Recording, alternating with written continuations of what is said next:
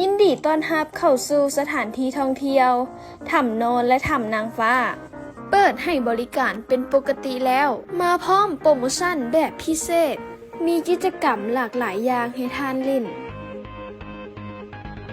บ่ว่าจะเป็นขี่เรือล่องตามสายน้ำซอง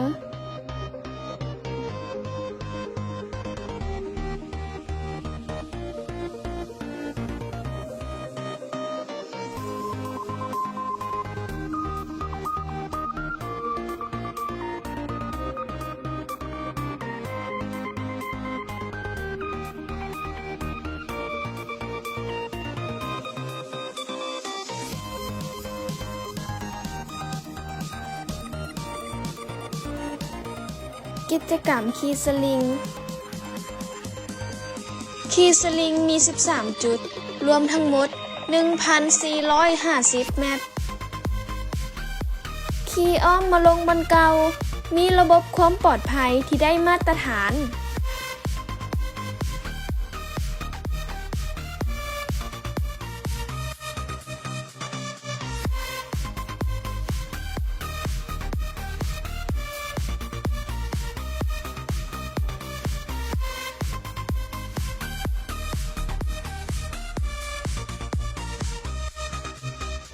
เข้าชมถ้ำนางฟ้า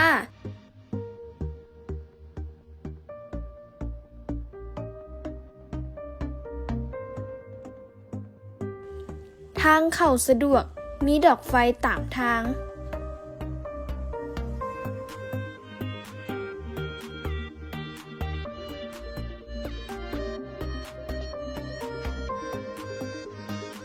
ผู้สูงอายุเด็กน้อยสามารถเข้าได้มีทางออกบ่จำเป็นต้องออกทางเก่าขี่กงเบ่งเข้าชมถ้ำโนน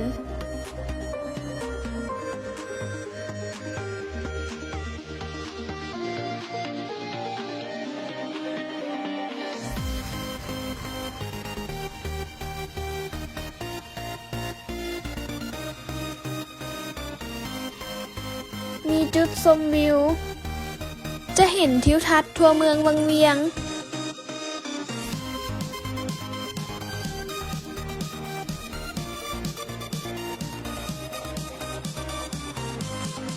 นอกจากนี้ยังมีห้านอาหารตามสั่ง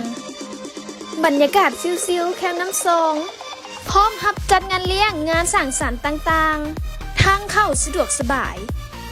มีตู้ให้นักท่องเที่ยวพักผ่อน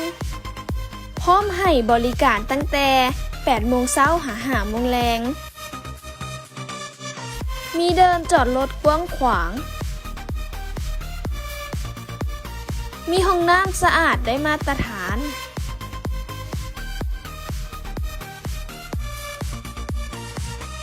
พิเศษสถานที่ท่องเที่ยวแห่งนี้จอดรถข้ามขวาเข้าห้องน้ำฟรี